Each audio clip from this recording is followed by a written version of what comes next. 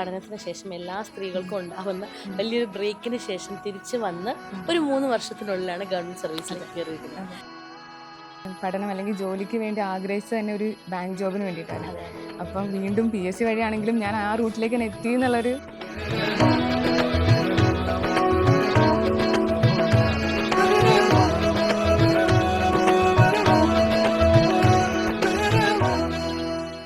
Hi friends, welcome to competitive cracker success സ്റ്റോറീസിൻ്റെ പുതിയൊരു വീഡിയോയിലേക്ക് എല്ലാവർക്കും സ്വാഗതം.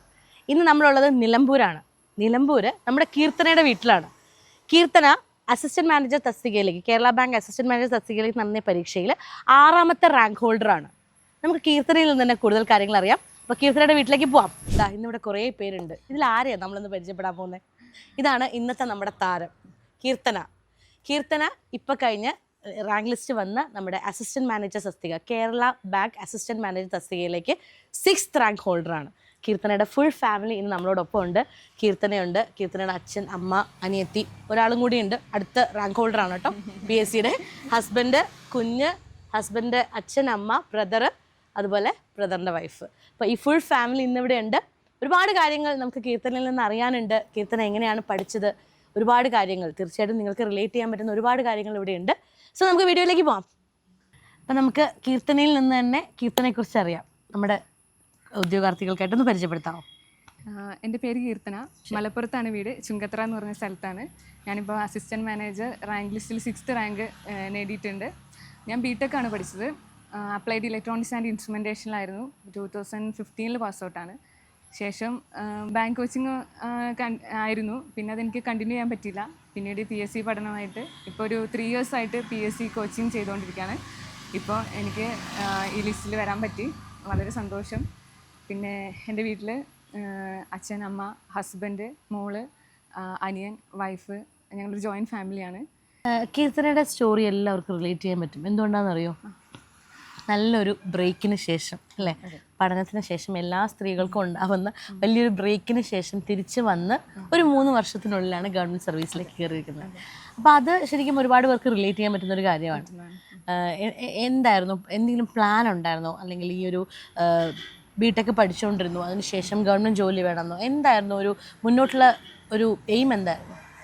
അതായത് BTech കഴിഞ്ഞു, അപ്ലൈഡ് ഇലക്ട്രോണിക്സ് ആൻഡ് ഇൻസ്ട്രുമെൻറ്റേഷനിലായിരുന്നു. അത് കഴിഞ്ഞപ്പോഴാണ് അതിൻ്റെ കോർ ജോബ്സൊക്കെ അധികം അബ്രോഡാണെന്നുള്ള ഒരു റിയലൈസേഷൻ വന്നത്. അപ്പോൾ അങ്ങനെ ഒരു സാഹചര്യം ഇല്ലാത്തതുകൊണ്ട് ഞാൻ കുറച്ചും കൂടെ ഒരു സ്റ്റേബിൾ ആയിട്ടുള്ള ജോലി എന്നുള്ള രീതിയിൽ ബാങ്ക് കോച്ചിങ് തന്നെയായിരുന്നു ചൂസ് ചെയ്തിട്ടുണ്ടായിരുന്നത്. 2 വർഷം ഞാൻ ബാങ്ക് കോച്ചിങ് ചെയ്തു. പക്ഷേ പ്രിലിംസ് പാസ്സാവാൻ പറ്റി, പക്ഷേ മെയിൻസിലേക്ക് എത്താൻ പറ്റിയില്ല. അതിൻ്റെ ഇടയ്ക്ക് കല്യാണം കഴിഞ്ഞു, മോളായി. മോൾക്കൊരു 3 വർഷം ആവുന്ന വരെ, അത് ആ കോവിഡിൻ്റെ ഒക്കെ സമയത്തായിരുന്നു. എല്ലാവരും ഒരു മാനസിക സംഘർഷം അനുഭവിച്ചുകൊണ്ടിരിക്കുന്ന സമയം. അപ്പോൾ ആ സമയത്താണ് ഇങ്ങനെ വീട്ടിലിരുന്നിട്ട് ആകൊരു ബുദ്ധിമുട്ട് അനുഭവപ്പെട്ടത്. അപ്പോൾ ആ സമയത്ത് ഞാൻ വീണ്ടും പഠിക്കാൻ റീസ്റ്റാർട്ട് ചെയ്യായിരുന്നു. അപ്പോൾ ഞാൻ PSC ഒന്ന് നോക്കാനുള്ള രീതിയിലാണ് ചെയ്തത്. അപ്പോൾ അന്ന് മുതൽ പഠിച്ചു തുടങ്ങി. യൂട്യൂബ് ക്ലാസ്സുകളായിട്ടും അങ്ങനെ തുടങ്ങുമായിരുന്നു. അതിനുശേഷം പിന്നെ ഇതിലേക്ക് ഒന്നുകൂടെ എഫേർട്ട് ഇട്ട് പഠിക്കാൻ തുടങ്ങി. 2023 മുതലാണ് ഞാൻ നന്നായിട്ട് ഇതിനു വേണ്ടി ഹാർഡ് വർക്ക് ചെയ്യാൻ തുടങ്ങിയിരിക്കുന്നത്. അങ്ങനെ ഒരു 2 വർഷത്തിൻ്റെ അടുത്ത് എടുത്തു. മോളെ സ്കൂളിലൊക്കെ വിട്ട് മോളെ സ്കൂളിൽ വിട്ട് അവളെ പ്ലേ സ്കൂളിൽ ചേർത്തി. അങ്ങനെ ആ സമയം മുതൽ ഞാൻ ഇതിൽ ഫുൾ എൻഗേജ് ആയി. നമ്മൾ 100% അതിൽ എഫേർട്ട് ഇട്ട് പഠിക്കാൻ. എത്ര നാള്? അപ്പം 2022 മുതൽ പഠിച്ചു തുടങ്ങി. 22 മുതൽ ഒരു 3 വർഷം. 3 വർഷത്തിനുള്ളിലാണ് ഇപ്പൊ ഈ ഒരു ലക്ഷ്യത്തിലേക്ക് എത്തിയിരിക്കുന്നത്. LD എഴുതിയിരുന്നു. LD എത്രാമത്തെ റാങ്ക് ഉണ്ട്? LD 14th റാങ്ക് ഉണ്ട്. മലപ്പുറം ജില്ലയിൽ 14ാമത്തെ റാങ്ക് ഉണ്ട്. വലിയൊരു അച്ചീവ്മെന്റ് തന്നെയാണ് അല്ലേ? അപ്പം LD എഴുതി അതിന് തൊട്ടടുത്ത മാസമാണെന്ന് തോന്നുന്നു ഈ ഒരു എക്സാം. അതേ മാസം തന്നെയായിരുന്നു. ഒക്ടോബർ 19 എനിക്ക് LDന്റെ എക്സാം. അതേ മാസം ലാസ്റ്റിലേക്കായിരുന്നു ഈ എക്സാം വന്നിട്ടുണ്ടായിരുന്നു. അപ്പോൾ അത് രണ്ടും എഴുതി. ആ സമയത്ത് എനിക്ക് പോസ്റ്റ് ഓഫീസിൽ ഒരു ജോലി കിട്ടിയായിരുന്നു. അപ്പോൾ പിന്നെ അത് കുറച്ച് അതങ്ങനെ കണ്ടിന്യൂ ചെയ്തു. പിന്നെ ഈ പഠിത്തത്തിലേക്ക് കുറച്ചും കൂടെ ഫോക്കസ് ചെയ്യാൻ വേണ്ടി ഞാൻ വീണ്ടും റിസൈൻ ചെയ്തു. വീണ്ടും പഠിക്കാൻ ഇരുന്നു. ഒരു ഡിഗ്രി ലെവൽ എക്സാം ആയിരുന്നു അല്ലേ? പ്രത്യേകിച്ച് നമ്മളുടെ എക്സാം പാറ്റേൺ മാറി ഇതൊക്കെ അറിഞ്ഞിരുന്നോ? അല്ലെങ്കിൽ PSC ഒരു പുതിയ മാറ്റമൊക്കെ അറിഞ്ഞിരുന്നു? LDന്റെ പോലെയല്ല, ഡിഗ്രി ലെവലിലേക്ക് വരുമ്പോൾ കുറച്ചും കൂടെ എഫേർട്ട് ഇട്ട് പഠിക്കണം എന്നുള്ള അതറിയായിരുന്നു. പിന്നെ BTech പഠിച്ചിറങ്ങിയപ്പോൾ എനിക്ക് ഒരു ഡിഗ്രി ലെവലിലൊരു എക്സാം ക്വാളിഫൈ ചെയ്യണമെന്നുള്ളിൽ ആഗ്രഹമുണ്ടായിരുന്നു. അങ്ങനെ അപ്പം അതിനു വേണ്ടി റെഫർ ചെയ്യായിരുന്നു യൂട്യൂബ് ക്ലാസ്സുകളും. അങ്ങനെ ഈ ഒരു ഡിഗ്രി ലെവൽ എക്സാം വന്നപ്പോൾ എനിക്ക് തോന്നുന്നു ഏകദേശം ഒരു 5 തസ്തികയിലേക്കായിട്ടാണ് വന്നത്. SI ഉണ്ടായിരുന്നു അല്ലേ, പിന്നെ അസിസ്റ്റന്റ് മാനേജർ ഉണ്ടായിരുന്നു. അപ്പം അങ്ങനെ ഒരു എക്സാം എഴുതുമ്പം ഏത് പോസ്റ്റ് തന്നെയാണ് ലക്ഷ്യമിട്ടത്? അങ്ങനെ എന്തെങ്കിലും ഒരു പ്ലാൻ ഉണ്ടായിരുന്നോ? അങ്ങനെ പ്രത്യേകിച്ചൊരു പ്ലാൻ എന്ന് പറയാനില്ല. പക്ഷേ ഈ പോസ്റ്റ് എനിക്കൊരു ഭയങ്കര ഗ്ലാമറസ് ജോബാണ്. പിന്നെ ഒരു കാര്യം എന്ന് വെച്ചാൽ ഞാൻ പഠനം അല്ലെങ്കിൽ ജോലിക്ക് വേണ്ടി ആഗ്രഹിച്ചത് തന്നെ ഒരു ബാങ്ക് ജോബിന് വേണ്ടിയിട്ടായിരുന്നു. അപ്പം വീണ്ടും PSC വഴിയാണെങ്കിലും ഞാൻ ആ റൂട്ടിലേക്ക് തന്നെ എത്തി എന്നുള്ളൊരു അപ്പം അന്നേ ആഗ്രഹം ഉണ്ടായിരുന്നു ഈ ജോബ് എങ്ങനെയെങ്കിലും പഠിച്ചെടുക്കണം എന്ന്. പക്ഷേ ഇൻ്റർവ്യൂ ഒക്കെ ഒരു ഭയങ്കര ടാസ്ക് ആയിട്ട് എനിക്ക് അന്നേ തോന്നിയിട്ടുണ്ടായിരുന്നു. അന്ന് പക്ഷേ ഇൻ്റർവ്യൂ ഉണ്ടോ ഇല്ലേ എന്നുള്ള കാര്യം അറിയില്ലായിരുന്നു. ആദ്യത്തെ ഘട്ടത്തിൽ തന്നെ മെയിൻസും കൂടി ഇൻക്ലൂഡ് ചെയ്തിട്ടുള്ള പഠനമായിരുന്നു അതോ പ്രിലിംസിനെ ക്രാക്ക് ചെയ്യാനായിരുന്നു? അതായത് ഈ എക്സാം മാത്രം ഓറിയന്റ് ചെയ്തിട്ടല്ല, മൊത്തത്തിൽ ഞാൻ ഡിഗ്രി ലെവലിന് വേണ്ടിയിട്ട് തന്നെ കാര്യമായിട്ട് പ്രിപ്പയർ ചെയ്തുകൊണ്ടിരുന്നത്. പിന്നെ എൽ ഡിക്ക് വേണ്ടിയും പഠിച്ചായിരുന്നു, അങ്ങനെയല്ല. പക്ഷേ ഒന്നുകൂടെ ഹയർ ലെവലായിരുന്നു പഠിച്ചിട്ടുണ്ടായിരുന്നത്. പ്രിലിംസിന് വേണ്ടിയിട്ട് മാത്രമല്ല, എല്ലാ സിലബസും കവർ ചെയ്തിട്ടുള്ള സ്റ്റഡി മെത്തേഡാണ് ഫോളോ ചെയ്തത്. അപ്പം ഈ ഒരു എക്സാം നമ്മൾ പ്രിലിംസ് മെയിൻസും നമുക്ക് പാസ്സാവുക എന്നുള്ളത് നമ്മൾ ആ ലക്ഷ്യത്തോടു കൂടി മുന്നോട്ട് പോയി. പക്ഷേ ഈ ഒരു എക്സാം അല്ലെങ്കിൽ ഈ ഒരു ജോബിൻ്റെ പ്രത്യേകത എന്ന് പറഞ്ഞാൽ ഇവിടെ കോപ്പറേറ്റീവ് ബാങ്ക് എക്സാംസ് അല്ലെങ്കിൽ ആ ഒരു ടോപ്പിക്സുമായിട്ട് ബന്ധപ്പെടുത്തി വരുന്ന ക്വസ്റ്റ്യൻസ് നമുക്ക് ഇൻ്റർവ്യൂസിലൊക്കെ പ്രതീക്ഷിക്കാവുന്നതാണ്. അതോടൊപ്പം തന്നെ BTech ബാക്ക്ഗ്രൗണ്ടിൽ നിന്ന് വരുന്ന ഒരു വ്യക്തിയാണ്, ഇതിനെക്കുറിച്ച് വലിയ ധാരണ നമുക്ക് ഉണ്ടാവില്ല അല്ലേ? അപ്പോൾ അതെങ്ങനെയാണ് കോപ്പപ്പ് ചെയ്തത് ആ ഒരു? അതെ, അത് മെയിൻസിൻ്റെ സിലബസ് വന്നപ്പോൾ അതായിരുന്നു ഏറ്റവും വലിയൊരു ടെൻഷൻ. കാരണം കോർപ്പറേഷൻ എന്ന് പറഞ്ഞ സബ്ജക്റ്റ് നമുക്ക് വരുവാണെങ്കിൽ നമുക്കിതിന് ഒട്ടും ബേസ് ഇല്ല. BTech ബാക്ക്ഗ്രൗണ്ടിൽ നിന്ന് വരുന്നതുകൊണ്ട് കുറച്ച് ബാങ്കിങ് ടേംസ് നമുക്ക് ഫെമിലിയർ ആണെന്നല്ലാണ്ട് കോർപ്പറേഷനായിട്ട് യാതൊരു ബന്ധവുമില്ല. അപ്പോൾ ആ സമയത്ത് മെയിൻസിൽ പക്ഷേ ഇതിന് സ്പെഷ്യൽ ടോപ്പിക്കോ കാര്യങ്ങളൊന്നും ഉണ്ടായിരുന്നില്ല. പക്ഷേ ഇൻ്റർവ്യൂ വരുന്ന സമയത്ത് ആകെ കൺഫ്യൂഷനായിരുന്നു, ഇത് എങ്ങനെ പഠിച്ചെടുക്കും എന്നുള്ളത്. അത് കുറച്ച് സമയം, അറൗണ്ട് 1 മാസം നമുക്ക് വരുന്നുള്ളൂ. അത്ര പെട്ടെന്ന് ഇൻ്റർവ്യൂ ഡേറ്റ് വന്നിട്ടുണ്ട്. അപ്പോഴാണ് സത്യം പറഞ്ഞാൽ ഞങ്ങൾ ഒരുപാട് അന്വേഷിച്ചു, ഇതിപ്പോൾ എങ്ങനെ 1 മാസം കൊണ്ട് ഇതൊന്നും പഠിച്ചെടുക്കുമെന്ന് അറിയില്ലല്ലോ. ആ സമയത്താണ് കോമ്പറ്റേറ്റീവ് ക്രാക്കറിൻ്റെ ഫ്രീ കോച്ചിങ് തരുന്ന കാര്യങ്ങളൊക്കെ അറിഞ്ഞത്. അത് ഭയങ്കര സന്തോഷമായി. എന്തായാലും നമുക്ക് ഇത്രയും ഹെൽപ്ഫുള്ളായിട്ട് അത് ഞാനതിൻ്റെ ക്ലാസ്സുകളും കാര്യങ്ങളൊക്കെ കാണാറുണ്ടായിരുന്നു. അങ്ങനെ എന്താ പറയുക, പിന്നെ അവിടെ ആദ്യമായിട്ട് എടുക്കുന്ന ഇൻ്റർവ്യൂ ആയിരുന്നു? അതെ, ഫസ്റ്റ് ഇൻ്റർവ്യൂ ആണ്. ഓക്കെ. അപ്പം ഇന്റർവ്യൂവിനെ എങ്ങനെ ഫേസ് ചെയ്തു? ലൈക്ക് പേടിയുണ്ടായിരുന്നോ? നല്ല പേടിയുണ്ടായിരുന്നു. ബേസിക്കലി പേടിയുള്ള ഒരാളാണ് അല്ലേ? അത്യാവശ്യം ടെൻഷനുള്ള ഒരാളാണ്. അന്ന് എറണാകുളത്ത് ഫ്രീ കോച്ചിങ് തന്ന സമയത്ത് മോക്ക് ഇന്റർവ്യൂവിന് വന്നിരുന്നു. മോക്ക് ഇന്റർവ്യൂവിന് വന്നിട്ടുണ്ടായിരുന്നു. ആ സമയത്ത് നല്ല ടെൻഷൻ ഉണ്ടായിരുന്നു. അപ്പൊ സാറുമാരുടെ അടുത്ത് ഇങ്ങനെ പറഞ്ഞു, ഇങ്ങനെ ടെൻഷൻ അടിക്കേണ്ട കാര്യമൊന്നുമില്ല, അവർ തരുന്നത് പഠിച്ചാൽ മതി അങ്ങനെ പറഞ്ഞ് അവർ കുറെ മോട്ടിവേറ്റ് ചെയ്തു. അങ്ങനെ കാര്യങ്ങളൊക്കെ, അങ്ങനെ അവർ പറഞ്ഞ കാര്യങ്ങളൊക്കെ നോട്ട് ചെയ്തു. കുറച്ച് ദിവസം കൂടെ ബാക്കി ഉണ്ടായിരുന്നു, ഒന്നുകൂടെ പ്രിപ്പയർ ചെയ്തു. പിന്നെ കുറച്ച് ആത്മവിശ്വാസമൊക്കെ ബിൽഡപ്പ് ചെയ്ത് പോയി അറ്റൻഡ് ചെയ്തു. എന്തായാലും ക്വാളിഫൈ ചെയ്യാൻ പറ്റി. അപ്പോൾ PSCക്ക് പഠിച്ചു തുടങ്ങിയിട്ടുള്ളതിന് ശേഷമുള്ള ആദ്യത്തെ ഡിഗ്രി ലെവൽ എക്സാം അല്ലേ ഇപ്പോൾ എഴുതിയത്? അല്ല, സെക്രട്ടേറിയറ്റ് അസിസ്റ്റന്റ് ഞാൻ മുമ്പത്തെ എഴുതിയിട്ടുണ്ടായിരുന്നു. പക്ഷെ അന്ന് എനിക്ക് മെയിൻസ് ക്വാളിഫൈ ചെയ്യാൻ പറ്റിയില്ല. അതിനുശേഷം ക്വാളിഫൈഡ് ആവണ ഫസ്റ്റത്തെ മെയിൻ ഡിഗ്രി ലെവൽ എക്സാം ആണ്. അപ്പം രണ്ടാമത്തെ ഒരു ഡിഗ്രി, അപ്പം ആദ്യത്തെ ഡിഗ്രി ലെവൽ എക്സാമിൽ വന്ന എന്തെല്ലാം കറക്ഷൻ പോയിന്റ്സ് ആണ് ഈ രണ്ടാമത്തെ എക്സാമിൽ നമ്മൾ കറക്റ്റ് ചെയ്തത്?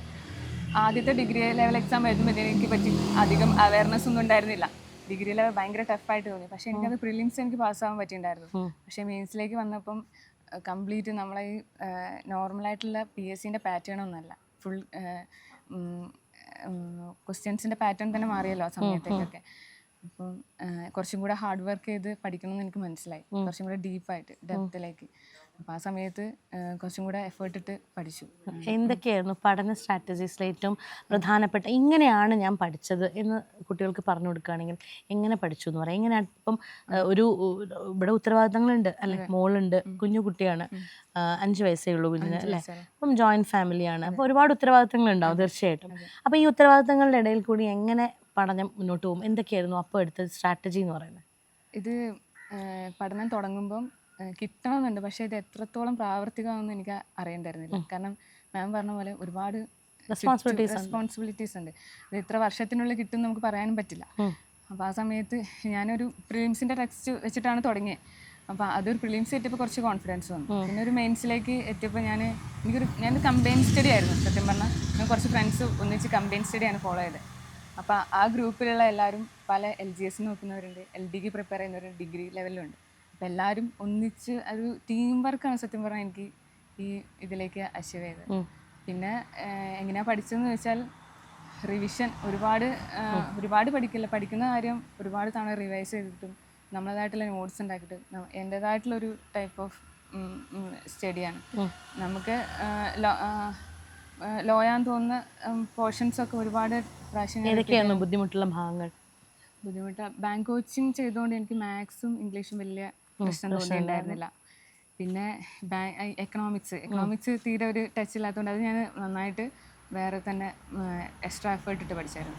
പിന്നെ കറണ്ട് അഫയേഴ്സും ഇതുപോലെ പല സോഴ്സിനും ഒരുപാട് കളക്ട് ചെയ്തിട്ട് പഠിച്ചിട്ടുണ്ടായിരുന്നു.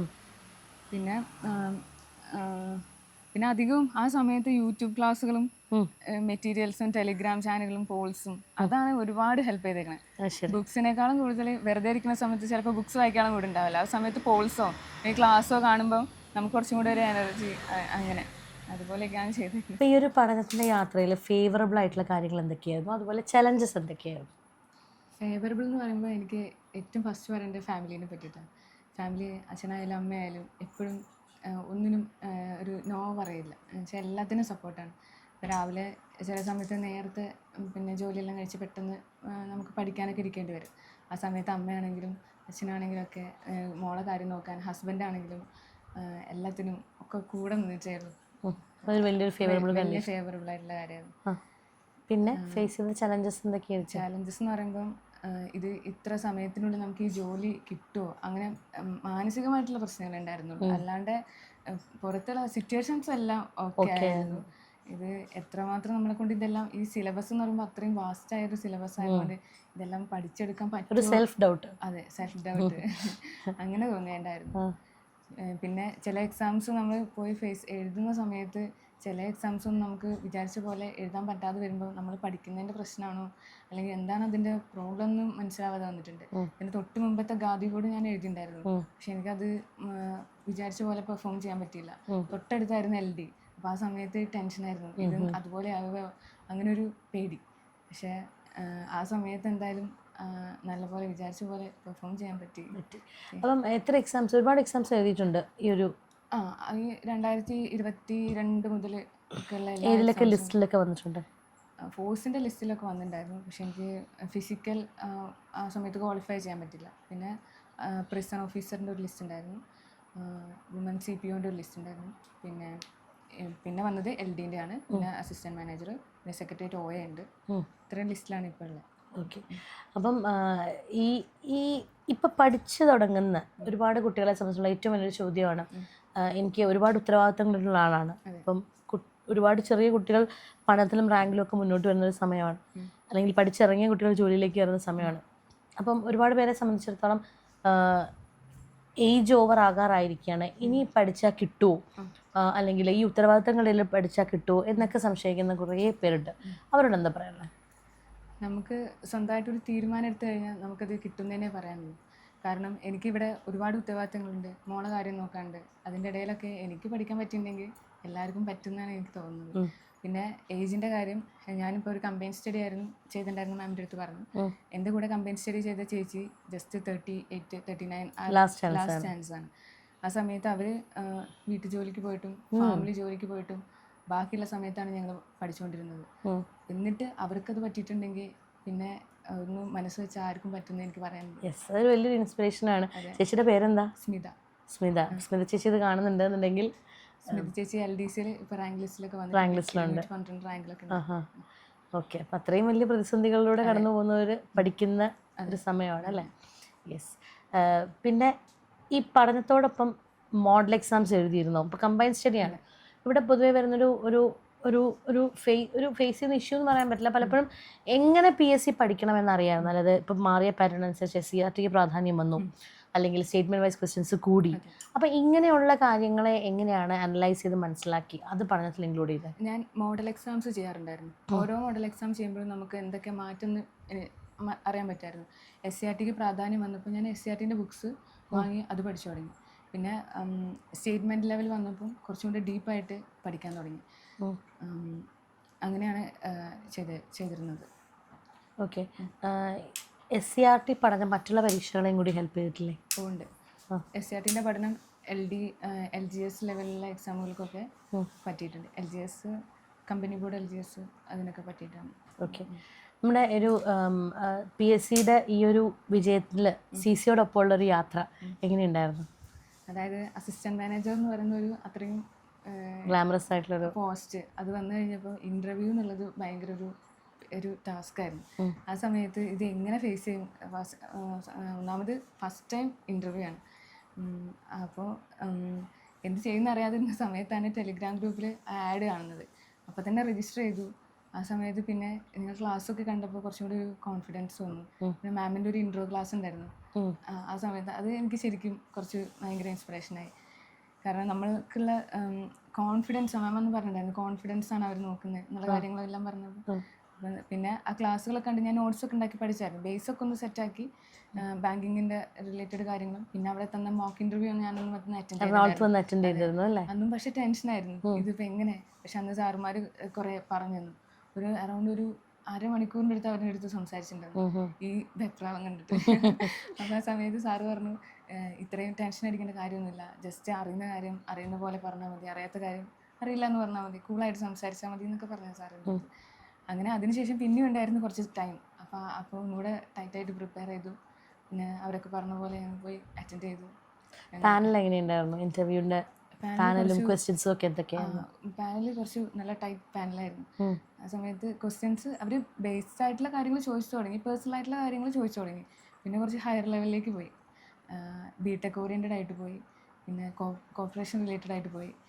എനിക്ക് അറിയുന്ന കാര്യങ്ങൾ ഞാൻ പറഞ്ഞു, പിന്നെയും ഉണ്ടായിരുന്നു അറിയാത്തത് അറിയില്ല എന്ന് തന്നെ പറഞ്ഞു. അങ്ങനെ. പക്ഷേ എത്ര മാർക്ക് ഉണ്ടായിരുന്നു ഇൻ്റർവ്യൂവിന് 11 ഉണ്ടായിരുന്നു അല്ലേ? ഓക്കെ. അപ്പം എപ്പോഴാ അറിഞ്ഞത് ഇങ്ങനെ ഒരു റാങ്ക് ലിസ്റ്റ് ഉണ്ട്? പ്രതീക്ഷിച്ചിരുന്നു ഈ ആദ്യത്തെ 10 റാങ്ക്? 10 റാങ്കിൻ്റെ ഉള്ളിൽ പ്രതീക്ഷയില്ല, പക്ഷെ ഒരു 20ൻ്റെ ഉള്ളിൽ വരുന്നു പ്രതീക്ഷിച്ചിരുന്നു. LD ഒക്കെ നമുക്ക് മുൻകൂട്ടി അറിയായിരുന്നു ഓഗസ്റ്റ് 1 റിസൾട്ട് വരുന്നുള്ള കാര്യം. ഇത് ഒട്ടും പ്രതീക്ഷിക്കാതെ ആണ് വന്നത്. അപ്പോൾ ഞാൻ സിസ്റ്ററാണ് എന്നെ വിളിച്ചു പറയുന്നത്, ഇതുപോലെ റാങ്ക് വന്നിട്ടുണ്ട്. ഞാൻ സമയത്ത് ആകെ ബ്ലാങ്ക് ആയിപ്പോയി.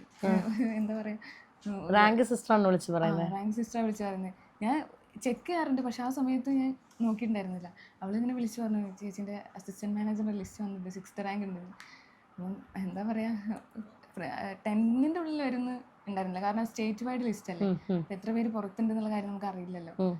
പക്ഷേ എനിക്ക് റിട്ടേൺ ടെസ്റ്റിൽ എനിക്ക് കോൺഫിഡൻസ് ഉണ്ടായിരുന്നു, 63.33 സ്കോർ ഉണ്ടാവും എനിക്കറിയായിരുന്നു. പിന്നെ ഇൻ്റർവ്യൂവിൻ്റെ കാര്യമാണ് പിന്നെ ഒരു ഡൗട്ട് ഉണ്ടായിരുന്നത്, അത് എങ്ങനെ വരും എന്നറിയാത്തതുകൊണ്ട് 10ൻ്റെ ഉള്ളിൽ എന്തായാലും പ്രതീക്ഷിച്ചില്ല, പക്ഷേ 20ൻ്റെ ഉള്ളിൽ ഉണ്ടാവുമെന്ന് എനിക്ക് തോന്നിയായിരുന്നു. ആദ്യത്തെ ഒരു ശമ്പളം കിട്ടുമ്പം എന്ത് ചെയ്യണമെന്നാണ് ആഗ്രഹം? എനിക്ക് തോന്നുന്നു ആദ്യത്തെ ജോലിയാണ് അല്ലേ? 2015 ബിടെക് കഴിഞ്ഞ ഒരാളാണ്. അതിനുശേഷം ജോലിക്കൊന്നും പോയിട്ടില്ല, പഠനവും കുട്ടിയും ഒക്കെ ആയിട്ട് ഇങ്ങനെ കുറച്ച് നാളായിട്ടിരിക്കുകയാണ്. അപ്പോൾ ആദ്യത്തെ ഒരു ശമ്പളം വാങ്ങിക്കാൻ പോവാണ്, അതും ഒരു ഗവൺമെൻറ് സാലറി തന്നെയാണ്. എന്താണ് അത് വെച്ച്? എനിക്ക് എൻ്റെ ഹസ്ബൻഡിനെ പറ്റി പറയുകയാണെങ്കിൽ ഏറ്റവും കൂടുതൽ സപ്പോർട്ട് ചെയ്തതാണ്. എന്നുവെച്ചാൽ ഒരു എക്സാം കഴിഞ്ഞ് ചിലപ്പോൾ ഞാൻ ഇവിടെ വന്ന് ഒരുപാട്, ചിലപ്പോൾ രാത്രിയൊക്കെ ചിലപ്പോൾ എനിക്ക് ഭയങ്കരമായിട്ട് വിഷമം വരും, ഒരു എക്സാം ചിലപ്പോൾ കിട്ടാണ്ട്, അങ്ങനത്തെ ഒരു ഫ്രസ്ട്രേഷനിൽ എപ്പോഴും കൂടുന്നതാണ്.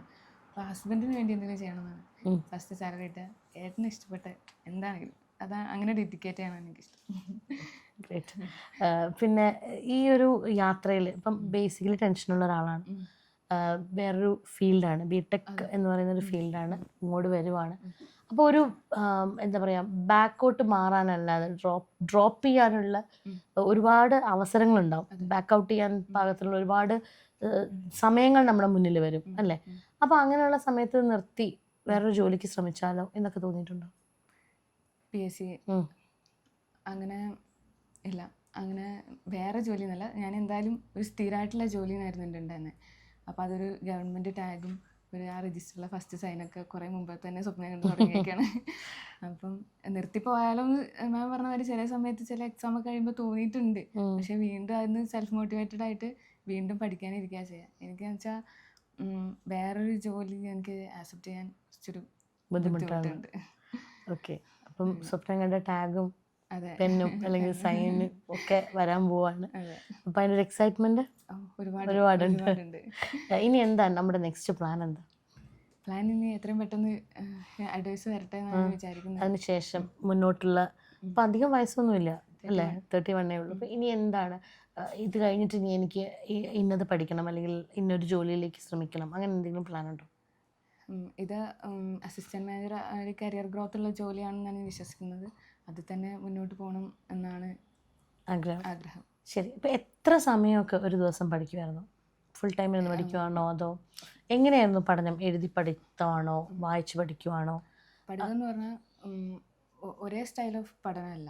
നമ്മൾ എന്ന് വെച്ചാൽ രാവിലെ ജോലി കാണും. അപ്പോൾ ആ സമയത്ത് ഞാനൊരു 4:30 മുതൽ എഴുന്നേക്കും. 4:30 to 5:30 വരെ ഞാൻ വായിച്ച് പഠിക്കും. കറണ്ട് അഫയേഴ്സോ അങ്ങനെ എന്തെങ്കിലും കുറച്ചൊരു ടഫായിട്ടുള്ള സംഭവങ്ങളൊക്കെ ആ ടൈമിലാണ് പഠിക്കുന്നത്. അപ്പോൾ ഞാൻ കമ്പനി സ്റ്റഡി ചെയ്യുന്ന ആ ചേച്ചി ഉണ്ടാവില്ല ആ സമയത്ത്. അത് കഴിഞ്ഞ് പിന്നെ കിച്ചണിലാണ് ഡ്യൂട്ടി. ആ സമയത്ത് യൂട്യൂബിൽ ക്ലാസ്സുകൾ അവിടെ പ്ലേ ചെയ്തത്.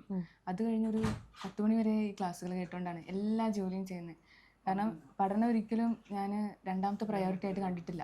ഫസ്റ്റ് പ്രയോറിറ്റി അതായിരുന്നു. അപ്പോൾ ഈ ജോലികളൊക്കെ പിന്നെ സെക്കൻഡ് പ്രയോറിറ്റിയാണ്. അപ്പോൾ ആദ്യം ഈ ക്ലാസ്സുകൾ അവിടെ ഇങ്ങനെ എന്ത് ജോലിയാണെന്നും ബാക്ക്ഗ്രൗണ്ടിൽ ഈ ക്ലാസ് അവിടെ പ്ലേ ചെയ്തുകൊണ്ടിരിക്കും.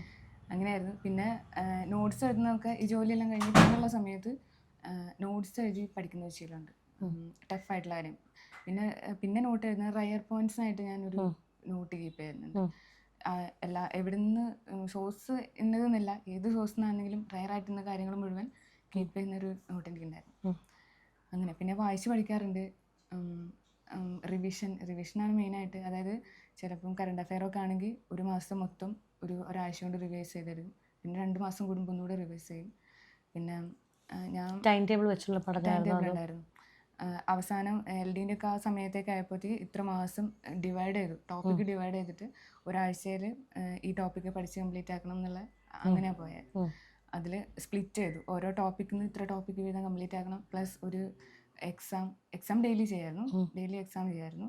പ്ലസ് ടെലിഗ്രാം ചാനലത്തെ പോൾസ്, ക്വിസസ് എല്ലാം ചെയ്തിട്ടുണ്ട്. ഓക്കെ. സിലബസ് ഫുള്ള് കംപ്ലീറ്റ് ചെയ്തിരുന്നോ? ഫുള്ള് കംപ്ലീറ്റ് ചെയ്തിരുന്നതെന്ന് വെച്ചാൽ ഞാനൊരു റാങ്ക് ഫയൽ ബേസ് ചെയ്തിട്ടാണ് പഠിച്ചത്. ഒരു 75% 80% കംപ്ലീറ്റ് ചെയ്തിട്ടുണ്ട്. അത് ശരി. അപ്പം അത് എല്ലാവരും പറയും സിലബസ് മുഴുവൻ പഠിച്ചിട്ടല്ലേ നമുക്ക് മാർക്ക് കിട്ടുള്ളൂ. അപ്പോൾ എങ്ങനെയാണ് അതിനെ പ്രയോറിറ്റൈസ്, എന്ത് ബേസിസിലാണ് ഇന്ന ടോപ്പിക്കാണ് പഠിക്കേണ്ടത് എന്ന് പ്രയോറിറ്റൈസ് ചെയ്തത്? അതിൽ നമുക്ക് മാർക്കിനനുസരിച്ചായിരിക്കുമല്ലോ. അപ്പോൾ ഒരുപാട് മാർക്കുള്ള ടോപ്പിക്ക് ഒന്നുകൂടെ ഫോക്കസ് ചെയ്ത് പഠിക്കും. പിന്നെ ബേസ് കുറച്ചൊന്ന് സെറ്റായതിന് ശേഷം ഞാൻ കുറച്ചുകൂടെ ഹയർ ആയിട്ടുള്ള ടോപ്പിക്കിലേക്ക് എടുത്ത് പഠിക്കായിരുന്നു. ഡിഗ്രി ലെവൽ വന്നപ്പോൾ അതിന് വേണ്ടിയിട്ട് പ്രയോറിറ്റൈസ് ചെയ്ത് ആ ടോപ്പിക്ക് പഠിച്ചു. പിന്നെ ഓരോ എക്സാമിന് വേണ്ടി ഇങ്ങനെ പഠിച്ച് അത് ടോപ്പിക്ക് അങ്ങനെ കംപ്ലീറ്റ് ആയിട്ട് വന്നതാണ്. ഓക്കെ. ഇപ്പം ഒരുപാട് കുട്ടികളുണ്ട് PSC-യിലേക്ക് വരണമെന്ന് ആഗ്രഹിക്കുന്ന, പല സാഹചര്യങ്ങൾ കൊണ്ട് വരാൻ സാധിക്കാത്ത ഒരുപാട് കുട്ടികളുണ്ട്. അപ്പോൾ അവരോടൊക്കെ ഒരു 5 ടിപ്പ്, സക്സസ്ഫുൾ ആകാൻ സഹായിച്ച ഒരു 5 ടിപ്പ് എന്താണെന്ന് ചോദിച്ചാൽ എന്താ പറയുക? PSC എന്ന് പറയുമ്പോൾ ഇത്ര സമയം കൊണ്ട് കിട്ടും നമുക്ക് ഒരിക്കലും പറയാൻ പറ്റില്ല. പല സമയത്ത് നമുക്ക് ക്വിറ്റ് ചെയ്യണമെന്ന് തോന്നും. അപ്പോൾ ആ സമയത്തൊക്കെ സെൽഫ് മോട്ടിവേറ്റഡ് ആയിട്ടിരിക്കാം. ഒരു ദിവസം നമ്മൾ ഈ എഫേർട്ടിനൊക്കെ ഒരു റിസൾട്ട് ഉണ്ടാവുമെന്ന് വിശ്വസിക്കാം. പിന്നെ ഒരുപാട് ഡീമോട്ടിവേറ്റിംഗ് ആയിട്ടുള്ള ഫാക്ടേഴ്സ് എനിക്കുണ്ടായിട്ടുണ്ട്. എത്ര നാളിതിങ്ങനെ പഠിച്ചുകൊണ്ട് നടക്കുന്നു എന്നോട് ഒരുപാട് പേര് ചോദിച്ചിട്ടുണ്ട്. പിന്നെ ഇത് കിട്ടുമോ എന്ന്, ഇത്രയും നാളായിട്ട് ജോലി ആയില്ലേ എന്ന് എവിടെ ചെന്നാലും ആ ഒരു ചോദ്യം എപ്പോഴും ഫേസ് ചെയ്തിട്ടുണ്ട്. അധികവും ഇങ്ങനെ ഫാമിലി ഫങ്ഷനൊക്കെ പോകുമ്പോൾ ഒരു മടിയാണ്. കാരണം ഈ ചോദ്യത്തിന് എത്ര എങ്ങനെയൊക്കെ ഉത്തരം പറയണമെന്ന് അറിയണ്ടായിരുന്നില്ല. പക്ഷേ ഇപ്പം നമുക്ക് നമ്മളെടുക്കുന്ന എഫേർട്ടിന് അവസാനം ഒരു റിസൾട്ട് ഉണ്ടാവും എന്നാണ് എനിക്ക് അവരുടെ അടുത്ത് പറയാനുള്ളത്. പക്ഷേ ഒരു 100% അല്ലെങ്കിൽ 200% എഫിഷ്യൻസിയിൽ അത്രയും നമ്മൾ സ്വപ്നം കണ്ടിട്ട് പഠിക്കാം. സ്വപ്നം കണ്ടുപിടിക്കുക. ശരി.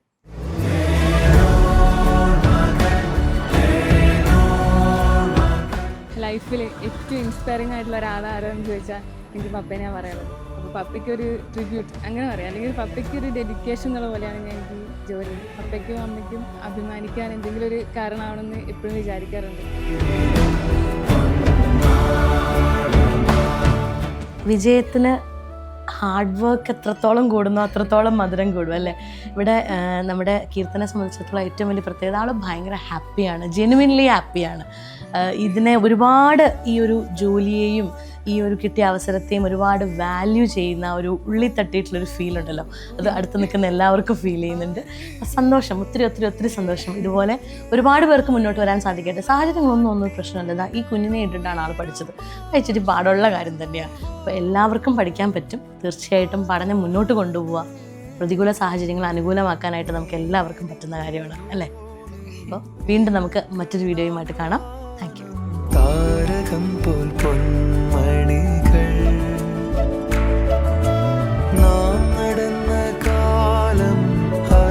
ചെയ്യും